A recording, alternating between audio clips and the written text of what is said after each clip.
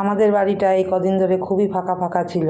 আজকে আবার রাত্রিবেলা ভর্তি হয়ে যাবে। কারণ কি, আমার ভাইপো ভাইঝি ভাইয়ের স্ত্রী ওরা কেউ বাড়িতে নেই। আমার ভাইঝির একটা চোখের খুব ক্রিটিক্যাল কন্ডিশন হয়েছে, তার জন্য ওরা হায়দ্রাবাদ গেছে ট্রিটমেন্ট করাতে। ওরা আজকেই ফিরবে। আর দেখো ওদের ঘরটাও একদম ফাঁকা। আমি সুন্দর করে টেডিগুলো গুছিয়ে রেখেছি বিছানাটার উপরে। তারপরে দেখো ওরা আজকেই ফিরবে। আর এদিকে আমি রান্না বান্না সব রেডি করে রেখেছি, যদিও ওরা রাতেই ফিরবে। তারপরে আমরা খাওয়া দাওয়া করে একটু রেস্ট নিয়েছিলাম। তারপরে রাতের বেলা ওরা 8টা সাড়ে 8টার সময় চলে আসলো। আর এদিকে দেখো ভাইপোকে না ওর মা ফ্রেশ করে দিয়েছে, আর আমার মা ওকে খাইয়ে দিল। কারণ কি, ও দুদিন ধরে ট্রেনে কিছুই খেতে পারেনি। আর এখানে দেখো যে ভাইজি, ওরই চোখের একটা ক্রিটিক্যাল কন্ডিশন হয়ে গেছিলো, তো ওরই সার্জারি হয়েছে চোখে। আর এখানে দেখো এখন টাইম টু টাইম ওকে ওষুধ দিতে হয়।